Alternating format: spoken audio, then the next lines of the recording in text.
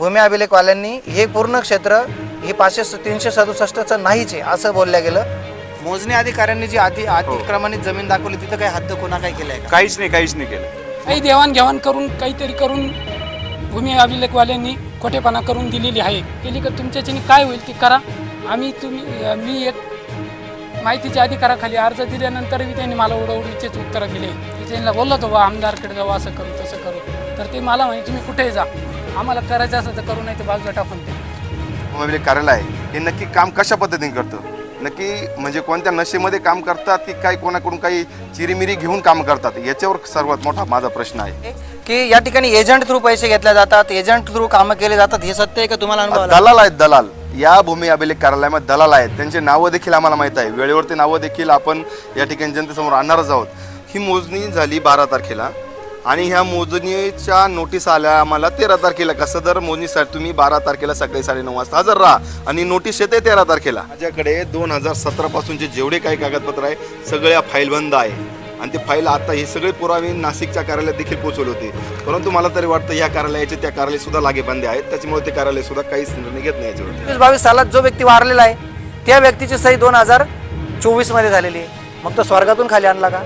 म्हणजे जो माणूस मरतो तो माणूस मरल्यानंतर सह्या करायला तहसील कार्यालयात येतो, तो माणूस मेल्यानंतर या भूमी अभिलेख कार्यालयामध्ये येतो, तो माणूस मेल्यानंतर या तलाट्याच्या एजंटाकडे येतो। म्हणजे हा केवढा मोठा भोंगळ कारभार या तालुक्यात चालू आहे याची दाहकता आपण समजू शकतो।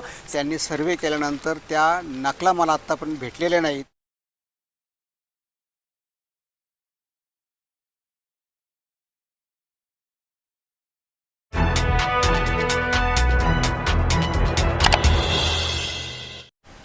हे आहे चांदवडचं भूमी अभिलेख कार्यालय आणि गेल्या 3 दिवसापूर्वी आपल्या प्रबंधभूमी महाराष्ट्र न्यूजच्या माध्यमातून एक बातमी प्रसारित केली होती।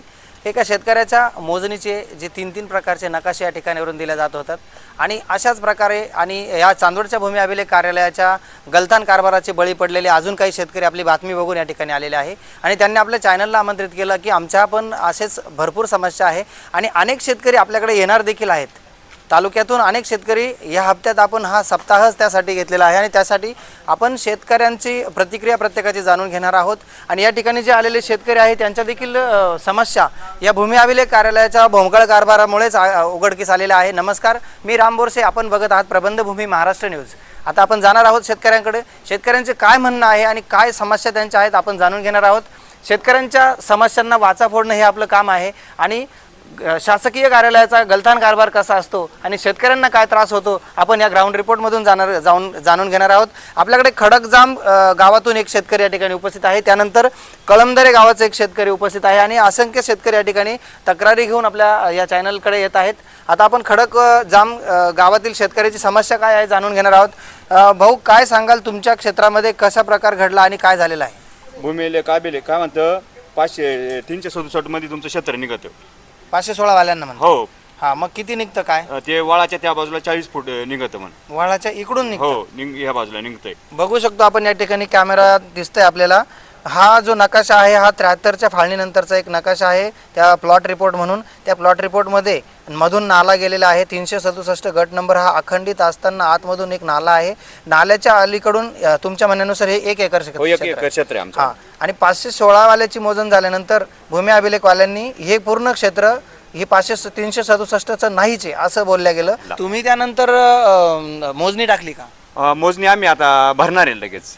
मोजणी भरली, परंतु मोजणी भरूनही देखील काय प्रकार होतो आपल्या लक्षातच आला असेल।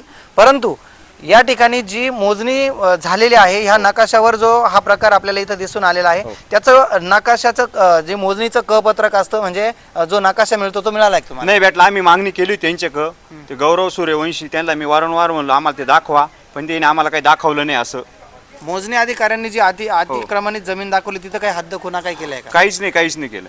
मग कशी तुमची जमीन? तेव्हा वळाच्या बाजूला ना, वळाच्या त्या बाजूला 40 फूट तुमच्या क्षेत्रामध्ये नाला जाईल असं सांगितलं आम्हाला। ते पेन्सिलने असं बनवून घेतलं होतं। वहाळाच्या म्हणजे सदरील शेतकऱ्याचं असं म्हणणं आहे की माझ्या क्षेत्रातून नाला आहे, नाल्याच्या पलीकडून माझं 1 एकर क्षेत्र आहे आणि त्या 1 एकर क्षेत्रामध्ये भूमी अभिलेखवाल्यांचं असं म्हणणं आहे की ते क्षेत्र तुमचं नाही आहे, ते समोरच्याच आहे। परंतु 1973 पासूनच्या नकाशामध्ये फाळणी नकाशात इथं दिसतंय की नाल्याच्या तिकडून क्षेत्र आहे आता याच्यात खरं काय खोटं काय हे बघणं महत्त्वाचं आहे. संबंधित शेतकऱ्यांनी अजून मोजणी परत टाकायची त्यांची तयारी आहे, परंतु शासकीय अधिकाऱ्यांनी पत्रक यांना काही दिलेलं नाही असं यांचं काहीच म्हणणं दिलेलं नाही आहे. आमचं. त्याचनंतर अजून दुसरे शेतकरी या ठिकाणी उपस्थित आहे. आपण कुठून आलात आणि आपली काय समस्या आहे? कळमदारी राऊड ग्रामपंचायत या हद्दीत दाखवलेली आहे. राहिलेली माझी 10 गुंठे जमीन, ती माझी जमीन नसून ही जमीन यांनी माझी भूमी अभिलेखवाल्यांनी अतिक्रमण करून दिलेली आहे. काय कसे दिले?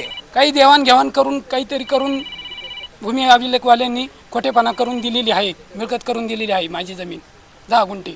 आणि तुमचं जे क्षेत्र आहे सध्याचं ते भरतं का? नाही भरत, माझं क्षेत्र 2 बिघेच भरत आहे. आणि तुम्ही मोजण टाकली का मग?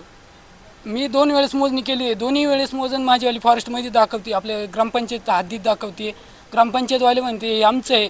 आणि जुन्या पूर्वज खुणा जे आपण म्हणतो त्रिगुणी, या त्रिगुणीच्या व्यतिरिक्त 10 फूट बाजूला दाखवतं आहे ग्रामपंचायतमध्ये. त्याच्या खाल्ल्यानं कसं दाखवतं असं? आणि कुठल्या ग्रामपंचायत तुमच्या कळमदरे ग्रामपंचायतीच्या हद्दीत दाखवत आहे का? राऊड ग्रामपंचायत. आणि मी कळमदऱ्याचा असून राऊड मध्ये ग्रामपंचायत शिव रस्ता शिव वगैरे काही नाही का? नाही, शिव नाही. आम्ही राहणारे राऊड ग्रामपंचायत आपण तुमचे शिवारात.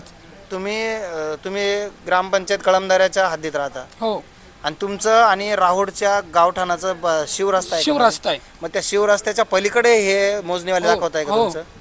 बघू शकतो आपण कागदपत्र आपल्या या कागदपत्र. संदर्भात. आणि मी याच्याविषयी का मला जी झालेली मोजणी आहे त्याची प्रत मिळावी पाहण्यासाठी. का समोरच्याला जर 67 गुंठे, कोणाला 68 गुंठे, कोणाला 80 गुंठे, तर त्यांची प्रत मला भेटावी मिळण्यास, म्हणजे पाहण्यास कसं काढून दिलेलं आहे बुवा असं.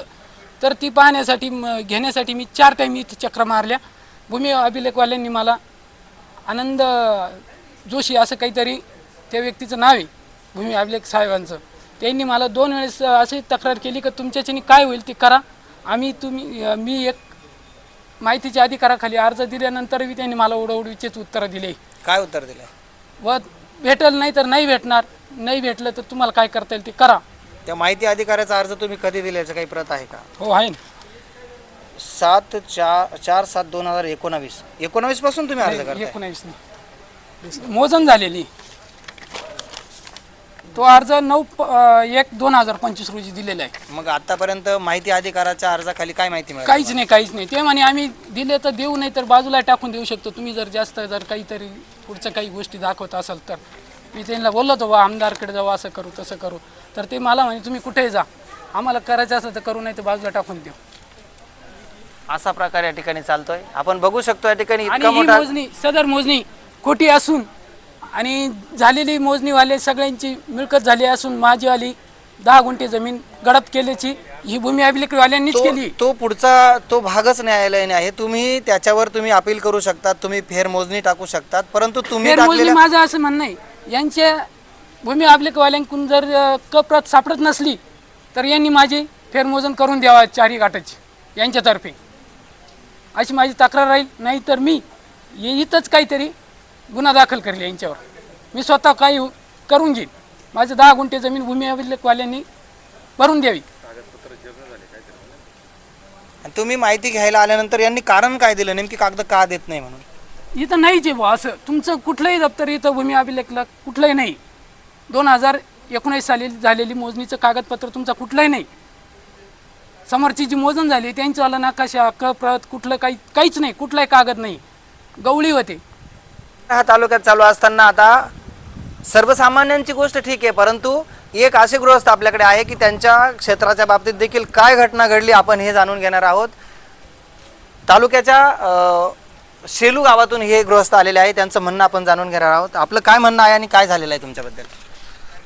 सरासरी 2017 साली किरकोळ जमिनीचे आपले बांध कुठे बघण्यासाठी मोजण्या टाकण्यात आल्या होत्या. 17 साली जमिनीची मोजणी झाली. चांदूर भूमी अभिलेख कार्यालयामार्फत मोजणी केली.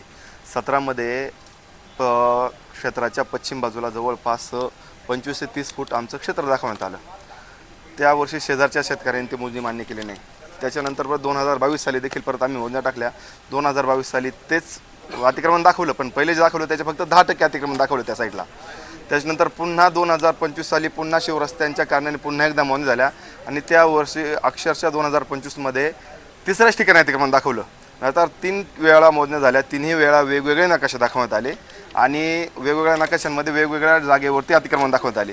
मग जर एकाच विभागामार्फत 3 वेळा मोजण्या होत आहे आणि त्या 3 मोजण्यांचे नकाशे 3 वेगवेगळ्या ठिकाणी म्हणजे 3 मोजण्यांचे अतिक्रमण 3 वेगवेगळ्या ठिकाणी दाखवले जात असतील, मग हे जे हा विभाग आहे भूमी अभिलेख कार्यालय आहे हे नक्की काम कशा पद्धतीने करतं, नक्की म्हणजे कोणत्या नशेमध्ये काम करतात की काय कोणाकडून काही चिरीमिरी घेऊन काम करतात, याच्यावर सर्वात मोठा माझा प्रश्न आहे. सगळ्यात मोठा शेतकऱ्यांचा आरोप असा आहे की या ठिकाणी एजंट थ्रू पैसे घेतले जातात, एजंट थ्रू कामं केले जातात. हे सत्य आहे का? तुम्हाला अनुभव आला? दलाल आहेत, दलाल या भूमी अभिलेख कार्यालयामध्ये दलाल आहेत. त्यांचे नावं देखील आम्हाला माहीत आहे. वेळेवरती नावं देखील आपण या ठिकाणी जनतेसमोर आणणारच आहोत. दलाल आहेत, त्या दलालांच्या मार्फत ह्या तोडपाण्या केल्या जातात आणि नकाशे फिरवण्याचं काम या भूमी अभिलेख कार्यालयात केलं जातं. आता या संदर्भात आम्ही कमीत कमी 5 ते 6 वेळा अर्ज केलेले आहेत. या कार्यालयात अर्ज केलेले आहेत, तहसील कार्यालयात अर्ज केले, नाशिकला मुख्य कार्यालयात अर्ज केले. एकाही अर्जाला या ठिकाणून उत्तर आलेलं नाही. फक्त एकच ज्या म्हणजे शिवरस्त्याचं शिवपांढर रस्त्याचं काम चालू होतं त्या रस्त्याचं काम थांबू नये त्यासाठी फक्त यांनी एका किरकोळ अर्जाला उत्तर दिलं. बाकी एकाही अर्जाला यांनी उत्तर दिलेलं नाही आहे, एकही अर्ज नाही. आणि ज्यावेळेस ही तिसरी मोजणी झाली त्यावेळेस मग आम्ही भाबर साहेब होते, भाबर साहेबांना एक प्रश्न विचारला. साहेब म्हटलं मग गेल्या 2 वर्षापूर्वी म्हणजे गेल्या 2 मोजण्या झाल्यात, त्या 2 मोजण्यांमध्ये तुम्ही दाखवलेल्या हद्दीकोना तुमच्या कार्यालयामार्फत दाखवलेल्या हद्दीकोना चुकीच्या होत्या का? हो म्हणतात चुकीच्या होत्या, ही मोजणी करतोय मी खरी आहे, माझ्याकडे रेकॉर्ड प्रूफ आहे, तो व्हिडिओ आहेत त्यांचे बोललेले व्हिडिओ प्रूफ आहे. मग मागच्या मोजण्या चुकीच्या, ह्या मोजण्या योग्य आहे. मग तुम्ही ही मोजणी केली, ही कोणत्या याने योग्य जी केली? मागची मोजणी झाली ती चुकीची आहे साहेबांनी बोलले. मग त्या मोजणीची फी किती भरली तुम्ही? प्रत्येक वेळा अति तातडीची मोजणी फी भरायची म्हणजे मोजणीला खर्च एका वेळी 15-20 हजार रुपये खर्च आलेला आहे एका मोजणीला. मग जर आधीच्या मोजणीचे पैसे भरून देखील हेच अधिकारी सांगतात की पहिली मोजणी चुकीची झालेली आहे, ही बरोबर समजावा. असंच प्रकरण मागील बातमीमध्ये देखील आपण मांडलं होतं, जे हिरापूर गावाचं होतं. तिथे देखील असंच यांचं म्हणणं आहे, दाखल्यावर नकाशावर लिहून दिलं होतं की आमचा पहिला नकाशा आमच्याकडून चुकीचा दिला गेला, हा नकाशा ग्राह्य धरण्यात यावा. आणि त्या शब्दाच्या प्रवासामधला असा प्रवास होता की पहिला नकाशा चुकीचा दिला गेला असं अधिकारी म्हणतो आणि दुसरा नकाशा ग्राह्य धरावा असं म्हणतो. पण त्या कालावधीत गेले जवळजवळ 1 वर्ष गेलं होतं आणि त्या 1 वर्षात चुकीच्या नकाशामुळे शेतकऱ्याला मात्र 353 कायद्याअंतर्गत शासकीय अधिकाऱ्यानं त्याच्यावर गुन्हा दाखल केला होता. तो गुन्हा दाखल झाला आणि गुन्हा दाखल झाल्याचं सिद्ध झाल्यानंतर शेतकरी इथं आल्या, परत त्यांना नकाशा दुसरा भेटला की तिथं शेतकऱ्याचा दोषच दिसत नाहीये. मग 353 दाखल झाला, एवढा मोठा हॅरेसमेंट झाली, या शेतकऱ्याची नुकसान भरपाई कोण करून देईल? हा बी प्रश्न महत्त्वाचा आहे. आणि महत्त्वाचं म्हणजे आपल्या बाबतीत जो आलेला अनुभव आहे, आपण एक चॅनलचे अधिकृत पत्रकार देखील आहात, आपल्याला अनुभव इतका घाण येतोय, आपण काही आपल्या स्तरावर काही हालचाली केल्या नाही का? नक्की. आता वैयक्तिक स्वतःचं प्रकरण होतं, म्हटलं आता ठीक आहे स्वतः आम्ही म्हणजे जेव्हा सगळ्या गोष्टी झाल्या, मुळात म्हणजे या कार्यालयाला माझी ओळखच दाखवली नव्हती का मी कोण आहे. सामान्य शेतकरी म्हणून गेलो होतो मी आणि सामान्य शेतकरी म्हणून माझ्यासोबत ही घटना झाली. थोडक्यात आता जी 2025ची जी मोजणी झाली ना, ही मोजणी झाली 12 तारखेला आणि ह्या मोजणीच्या नोटीस आल्या आम्हाला 13 तारखेला. का सदर मोजणीसाठी तुम्ही 12 तारखेला सकाळी 9:30 वाजता हजर राहा आणि नोटीस येते 13 तारखेला. मग नियोजित नोटीस आहे का ती? 1 महिन्यापूर्वी म्हणजे 20-25 दिवसापूर्वी नोटीस जर भूमी अभिलेख कार्यालयातून निघते, नोटीस पाठवण्याचं अंतर आहे जवळपास फक्त 10 किलोमीटर. इथून चांदवडच्या कार्यालयातून नोटीस शेलूच्या कार्यालयात जायला 1 दिवस पुरेसा आहे. ती नोटीस कमीत कमी 22 दिवसानंतर पोहोचती, 22-23 दिवसानंतर पोहोचती. ती मोजणी झाल्यानंतर दुसऱ्या दिवशी पोहोचते. मोजणी झाल्याच्या नंतर नोटीस आली, मोजणी झाल्यानंतर दुसऱ्या दिवशी नोटीस पोहोचते. मग याच्यामध्ये काय आहे? नोटीसमध्ये काय लिहिलेलं वाचलं तुम्ही? नोटीसमध्ये असं लिहिलेलं आहे की येत्या 12 तारखेला आपल्या गटात शेजारची मोजणी होणार आहे, आपण त्या दिवशी सकाळी 9 वाजता उपस्थित राहा. कधी नोटीस येते ती नोटीस लिहिते 12 तारखेची नोटीस येते ती आणि किती तारखेला नोटीस येते ती नोटीस 13 तारखेला येते. 1 दिवस नेट नोटीस येते. मग काय समजा त्याच्यावरती? बघा, आणि जो अधिकारी तिथे त्या ठिकाणी मोजणी झाला ना, त्या मग ठीक आहे, जरी नोटीस लेट येते ठीक आहे, काही कारणास्तव नोटीस लेट झाली असेल, पण जो अधिकारी मोजणी येतोय त्याचं काम आहे की जे शेतकरी त्या ठिकाणी शेजार शेतकरी आहेत त्यांना बोलवणं त्याचं काम आहे. त्या अधिकाऱ्यांनी शेतकऱ्यांना सुद्धा बोलवलं नाही. वैयक्तिक ज्या शेतकरी मोजणी टाकली ती फक्त त्या शेतकऱ्यांच्याच फक्त पुन्हा त्यांच्यासमोर पुन्हा करून घेतल्या आणि तो निघून गेला. मग शेजारच्यांना माहिती सुद्धा नाही की आपल्या शेजारी मोजणी चालू आहे. खरं नियमानं असं असतं की मोजणी झाल्यानंतर मोजणी करायची असेल, हद्द कोणा दाखवायची असेल तर शेजारील शेतकऱ्याला नोटीस गेली पाहिजे आणि शेजारील शेतकऱ्यांनी नोटीस स्वीकारल्यानंतर आपल्याला मोजणीचा अधिकारी त्या ठिकाणी जातो, असा शासकीय नियम आहे. परंतु या ठिकाणी या शेतकऱ्याचं असं म्हणणं आहे की मोजणी आज झाली आणि आम्हाला नोटीस उद्या आल्या की तिथं हजर राहा. मग ती मोजणी झाल्यावर ती दगड बघायला हजर राहा का? या शेतकऱ्याला कशासाठी हजर राहायला लावलं? मोजणीच्या दिवशी का नाही, हा मोठा प्रश्न आहे. आपल्याला जर पुराव्यासाठी ती नोटीस पाहिजे असली तुमच्याकडे आहे का? आहे ना, पोचची तारीख तुमच्याकडे आहे का? सगळे आहेत माझे सगळे सगळं प्रूफ सह हा शेतकरी आहे. पूर्ण आणि बघा माझ्याकडे 2017 पासूनचे जेवढे काही कागदपत्र आहे सगळ्या फाईल बंद आहे आणि ते फाईल आता हे सगळे पुरावे नाशिकच्या कार्यालयात देखील पोहोचवले होते, परंतु मला तरी वाटतं ह्या कार्यालयाचे त्या कार्यालय सुद्धा लागेबंदे आहेत, त्याच्यामुळे ते कार्यालय सुद्धा काहीच निर्णय घेत नाही याच्यावरती. असा मोठा आरोप या शेतकऱ्याचा आहे की लागेबंद या कार्यालयाची त्या कार्यालयापर्यंत आहे. आणि महत्त्वाचा विषय आता मी तुमच्या समोर मांडणार आहे. चांदवडच्या तहसील कार्यालयामध्ये किंवा प्रांत कार्यालयामध्ये असंख्य शेतकरी आजही गेल्यानंतर नंबर लावून बसलेले आहे. अक्षरशः सकाळचे आलेले शेतकरी 5 वाजेपर्यंत उपाशी असतात, विना अन्ना पाण्यास त्या ठिकाणी बसतात. आणि त्या ठिकाणी बसण्याचं कारण एकमेव असं म्हणजे की या भूमी अभिलेख कार्यालयाने दिलेली नक्कल किंवा मग ती नकाशा किंवा त्या मोजणीची प्रत ही प्रत तहसील कार्यालयात ग्राह्य धरली जाते. ती कितीही अनधिकृत असो, चुकीची असो, बरोबर असो, परंतु मात्र तहसील कार्यालयाला यांचा ह्या दालनाचा प्रूफ महत्त्वाचा असतो. आणि हा प्रूफच जर मुळात चुकत असेल, घराचा पायाच जर मातीचा घेतला तर वरती कितीही कॉन्क्रीट करून ती इमारत टिकणार नाही. शेतकरी मात्र जगू शकत नाही. परत एकदा सांगतो, शेतकऱ्यांची कष्टाची कमाई, घामाची कमाई, वर्षभरासाठी 2 वर्षासाठी राबलेली कमाई अक्षरशः एका मोजणीमध्ये निघून जाते. आणि ही मोजणीमध्ये निघून गेलेली कमाई देऊन सुद्धा जर त्या शेतकऱ्यावर असे अन्याय होत असतील तर मात्र हे भूमी अभिलेख कार्यालयाचं करायचं काय हे जनतेने ठरवावं. आणि महत्त्वाचं म्हणजे दुसरी गोष्ट अशी की अजून एक प्रकरण आपल्या चॅनलच्या माध्यमातून एक निदर्शनास असं आलेलं आहे. एका शेतकऱ्याचं म्हणणं असं आहे की माझ्या शेतीचा जो भाग आहे तो भाग माझ्या वडिलांच्या नावावर वर्ग झाला. ज्यांच्या नावावरची क्षेत्र आम्ही घेतलं त्यांच्या काही मुली होत्या, त्या मुलींच्या नावाची नोंद आज रोजी तलाट्यानं आमच्या त्या उतार्यावर केली आहे. परंतु हा प्रवास बघा कसा आहे, ते प्रूफसह आम्ही आमच्या चॅनलच्या माध्यमातून आपल्या प्रेक्षकांना दाखवणार आहे. ते शेतकरी देखील समोर येण्याचा प्रयत्न करणार आहे. या ठिकाणी एक चांदवडच्या तहसील आवारामध्ये एक एजंट बसतो, तो एजंट पूर्ण प्रकरण लिहितो आणि तलाठी कुठेही काही न बघता सह्या करतो. आणि तलाट्याने सह्या केल्यानंतर त्या प्रकरणाची नोंद उतार्यावर थेट होते आणि उतार्यावर चुकीचे नावं लागले जातात. विशेष हाईट कुठं झाली बघा, त्या उतार्यावर नावं लावत असताना जे नावं लागले ते नावांमध्ये असंख्य लोक मृत आहेत. मी काय म्हणतो माझ्या बोलण्याकडे लक्ष द्या. असंख्य लोक मृत आहेत, जे शेतकऱ्यांचे नावं लागले ते मृत आहेत आणि मृत शेतकऱ्यांचा सही अंगठा त्या ठिकाणी घेतलेला आहे. बघू शकता आपण 2021-22 सालात जो व्यक्ती वारलेला आहे त्या व्यक्तीची सही 2024 मध्ये झालेली आहे. मग तो स्वर्गातून खाली आणला का? सगळ्यात महत्त्वाचं, तलाट्याने हा माणूस कुठून आणला आणि त्यांना स्पीड पोस्टाने यांनी लेटर पाठवलेलं आहे. मग ते स्वर्गाचा ॲड्रेस पण यांच्याकडे आहे का? म्हणजे जो माणूस मरतो तो माणूस मरल्यानंतर सह्या करायला तहसील कार्यालयात येतो, तो माणूस मेल्यानंतर या भूमी अभिलेख कार्यालयामध्ये येतो, तो माणूस मेल्यानंतर या तलाट्याच्या एजंटाकडे येतो. म्हणजे हा केवढा मोठा भोंगळ कारभार या तालुक्यात चालू आहे याची दाहकता आपण समजू शकतो. साधारण शेतकरी त्याच्या प्रकरण प्रशासकीय कार्यालयात आणल्यानंतर तो गोंधळून जातो, त्याला कळत नाही आपण काय केलं पाहिजे, त्याला कोणाकडे जावं कळत नाही. परंतु कोणत्याही अधिकाऱ्याकडे गेलं, ज्या अधिकारी गेल्याकडे त्या अधिकाऱ्याने त्याचा लोचकाच तोडावा, त्याच्याकडून पैसेच घ्यावा आणि त्याची कमाई मात्र आयुष्याची या ठिकाणी खाऊन टाकावी, असं प्रकरण घडतंय. आणि आपण आपलं अजून काय म्हणणं आहे ह्या प्रकरणावर? नक्कीच माझं एकच म्हणणं आहे आता की महसूल मंत्री आहे चंद्रशेखर बावनकुळे साहेब यांनी या प्रकरणाकडे तातडीने व्यवस्थित लक्ष देऊन या प्रकरणांची सखोल चौकशी केली पाहिजे, या कार्यालयांची चौकशी लावली पाहिजे. मी तर म्हणत नाही चांदवड, मी तर म्हणतो बऱ्यापैकी भूमी अभिलेख कार्यालय लाचखोर झालेले आहेत आणि त्या ठिकाणी सगळे चिरीमिरी देऊन कामं होतात. तुम्ही काय करताय, तुम्ही शेतकऱ्यांचे प्रश्न नाही मिटवते, तुम्ही शेतकऱ्यांमध्ये वाद वाढवण्याचं काम करताय, हे माझं आरोप आहे पूर्ण भूमी अभिलेख कार्यालयावरती. आणि दुसरी गोष्ट अशी, आता चंद्रशेखर बावनकुळे साहेबांनी एक महत्त्वाचा विषय आहे, त्यांनी एक शिवपांधन रस्त्यांची एक मोहीम राबवली, त्याच्यामध्ये बऱ्यापैकी शेतकऱ्यांना न्याय भेटला. अतिशय गर्वाची गोष्ट आहे. शेतरस्ते खुले झालेच पाहिजे, शेतरस्ते हे जमिनीच्या रक्तवाहिन्या आहे, त्या खुल्या झाल्याच पाहिजे. परंतु जेव्हापासून या मोहीम सुरू झाली तेव्हापासून अनेक प्रकरणं अशी झाले आहेत की ज्या ठिकाणून रस्ता नव्हता त्या ठिकाणून देखील लोकांनी खोट्या केस दाखल करून त्या ठिकाणून रस्ता मागण्याचा प्रयत्न या ठिकाणी सुरू आहे. त्या ठिकाणी सुद्धा खूप मोठ्या प्रमाणावर काही वेगळे प्रकरणं घडत आहे, ते देखील आपण यापुढे मांडण्याचा प्रयत्न करणार आहोत. पण ठीक आहे, काही लोकांना फायदा होतोय, पण बऱ्यापैकी लोकांना या गोष्टीचा त्रास होत आहे हे मात्र नक्की. चुकीचे गुन्हे दाखल होत आहेत या ठिकाणी सगळे, जिथून रस्ता नाही त्या ठिकाणून रस्ता मागितला जातोय. असेच प्रकरण आलेले आहेत. असेच काही शेतकरी असे आहे की त्यांच्या पूर्वजांपासून जे नकाशे काढतो, सॅटेलाइट नकाशे काढतो, गाव नकाशे काढतो, त्याच्यावर कधीच रस्ता दिसत नाही. परंतु शासकीय कार्यालयामध्ये पैसा भरल्यानंतर बलाढ्य धनधांगडा माणूस तिथं गेल्यानंतर त्याला मात्र गरिबाच्या वावरातून सहज क्षेत्र रस्ता उपलब्ध होतो आणि त्या गरिबावर मात्र अन्याय होतो. असंही होतं कामा नाही. सरकारचं ध्येय धोरण मात्र अतिशय चांगलं आहे.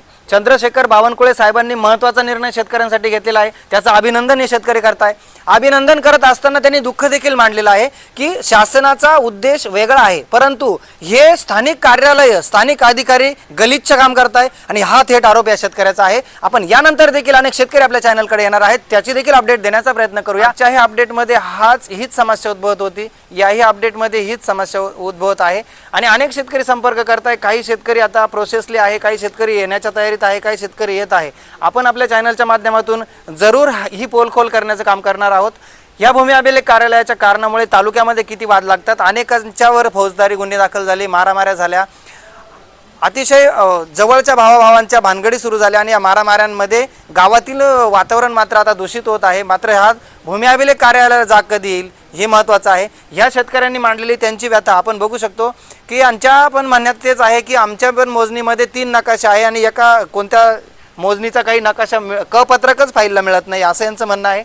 यांचं देखील म्हणणं असं आहे की आम्हाला बी कपत्रक मिळावं, परंतु ते कार्यालय देत नाही आहे. यांनी देखील आता परत मोजणी टाकायची, म्हणजे प्रत्येक वेळेस मोजण टाकून मोजणी काही फुकट नसते, शेतकऱ्याला खर्च येतो आणि मोजणीचा हा खर्च हा मात्र शेतकऱ्यांच्या बोकांडी बसतो. आणि एवढा खर्च करूनही जर हे दालन जर अशा प्रकारचा कारभार करत असेल तर मात्र शेतकऱ्यांनी जायचं कुठं, हा बी प्रश्न महत्त्वाचा आहे.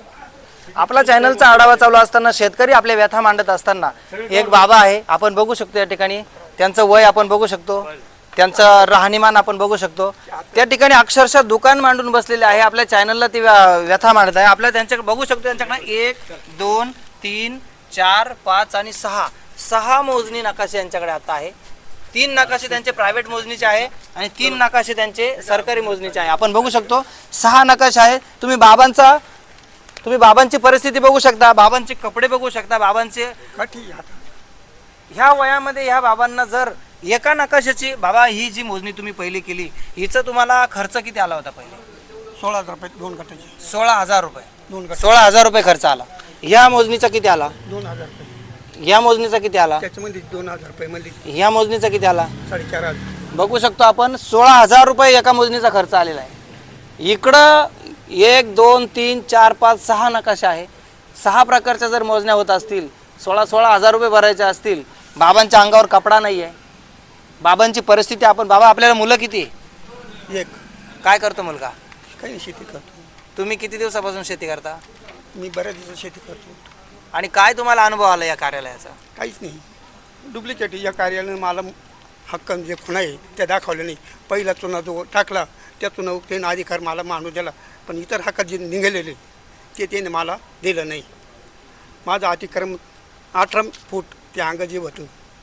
तुमचं गाव कोणतं? बाहेर काय नाव तुमचं? दामू यादव शिंदे. आणि काय तुमचं म्हणणं काय आहे नेमकी या शासकीय कार्यालयावर गव्हर्नमेंटनं काय काय काय केलं पाहिजे? काय त्यांच्यावर नियमन तेवढे आहे, तेवढं हद्द काढून द्यायची फक्त. जे जे अतिक्रम निघाले ना नियमन तेच काढून हे द्यायचं. सरकारी अधिकारी आहे त्यांच्याकडे तुम्ही मोजण्या टाकता, तुमच्यावर असा अन्याय होतो, तुमचं काय म्हणणं आहे? तळमळ काय सांगाल तुम्ही? आता मस्त तळमळ होती. माझा एक पोरगा आहे, त्याला मारहाण केली कोणी मारा? सामनेवाल्यानं. हा, शेजारचा जो आहे ना आता जे निघाली ते ना. बघू शकतो आपण या ठिकाणी शेतकऱ्याच्या ह्या मोजणीच्या वादामुळे, या नकाशांमुळे शेजारील शेतकऱ्याचा त्यांचा वाद झाला आणि मारहाण देखील झाल्याचं या ठिकाणी बाबा सांगताय. असेच प्रकार तालुक्यामध्ये सुरू आहे. शेती संबंधित काही दप्तर लागल्यास आपण जुन्या रेकॉर्डच्या नोंदी आपण अर्ज देऊन या ठिकाणीवरून नेत असतो. गाव नकाशे देखील इथंच भेटतात, शेतीचे नकाशे देखील इथंच भेटतात आणि आपण काही रेकॉर्ड लागला तर इथं अर्ज केला तर तो नियमानं मिळालाच पाहिजे आणि मिळतोच. ह्या शेतकऱ्याचं काय म्हणणं आहे आपण जाणून घेऊया. यांनी काय मागणी केली होती आणि यांनी तुम्ही मोजणी केली होती त्यानंतर काय झालं आणि काय तुमची मागणी? मी 2021मध्ये माझ्या जमिनीची मोजणी केली. ती मोजणी जेव्हा मला सुरुवातीला त्यांनी प्रत दिली, ती प्रत चुकीची आली. ज्या बाजूने त्यांनी मला अतिक्रमण दाखवायला पाहिजे होतं तो उलट्या बाजूने अतिक्रमण दाखवलं. त्या बाबतीत मी इथं तक्रार अर्ज केला. पुन्हा जयंत साहेब आणि एक भट साहेब सर्वे करायला आले. त्यांनी सर्वे केल्यानंतर त्या नकला मला आत्तापर्यंत भेटलेल्या नाहीत. इथं आलं तर ते उत्तर देत नाही. आजपर्यंत त्यांनी रेकॉर्ड मला दिलं नाही. मागच्या वर्षी मी प्रत मिळण्यासाठी अर्ज दिलेला आहे 8 जुलै 2025ला, परंतु आत्तापर्यंत मला प्रत भेटलेली नाही. तुम्ही स्वतः मोजण टाकून पण मिळाले नाही? नाही, मी स्वतःच मोजण टाकलेली होती. अर्जदारच मी आहे. आणि तुम्ही जेव्हा अर्ज केला तेव्हा यांचं उत्तर काय आलं या दालनाचं? देतो, अमुक तारखेला देतो, तमुक तारखेला देतो. मी 10 चक्र आत्तापर्यंत मारल्या. आजही त्यासाठी आलेलो आहे मी. मग आता त्यांचं काय म्हणणं आहे? अजून मध्ये गेलो नाही मी.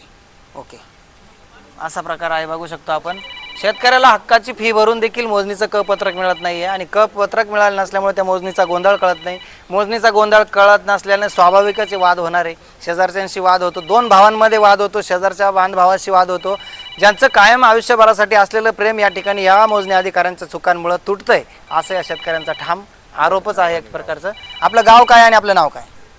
माझं नाव आहे हनुमान निवृत्ती ठाकरे, साळसाने, तालुका चांदवड. धन्यवाद. अशाच प्रकारचे आपण आता या ठिकाणी अपडेट घेण्याचा शेतकऱ्यांचा प्रयत्न, शेतकरी आपल्याशी संपर्क साधत आहे आणि अनेक शेतकरी गंभीर प्रकार घेऊन देखील आपल्या चॅनलकडे येत आहे. परंतु प्रकार चेक करणं महत्त्वाचं, म्हणजे त्याच्यात काही तथ्य आहे का हे जाणून घेऊनच आम्ही अपडेट घेणार आहोत. त्यानंतर अजूनही कोणी शेतकऱ्याला काही जर समस्या असतील, जर शासकीय दालनात त्यांची पिळवणूक खरोखर होत असेल तर आमच्याशी संपर्क साधा. प्रबंधभूमी महाराष्ट्र न्यूजसाठी विभागीय संपादक राम बोरसे, चांदवड. ताज्या व महत्त्वाच्या बातम्या बघण्यासाठी प्ले स्टोअरवर जा, प्रबंधभूमी ॲप डाउनलोड करा व या धावपळीच्या जीवनात अपडेट राहा.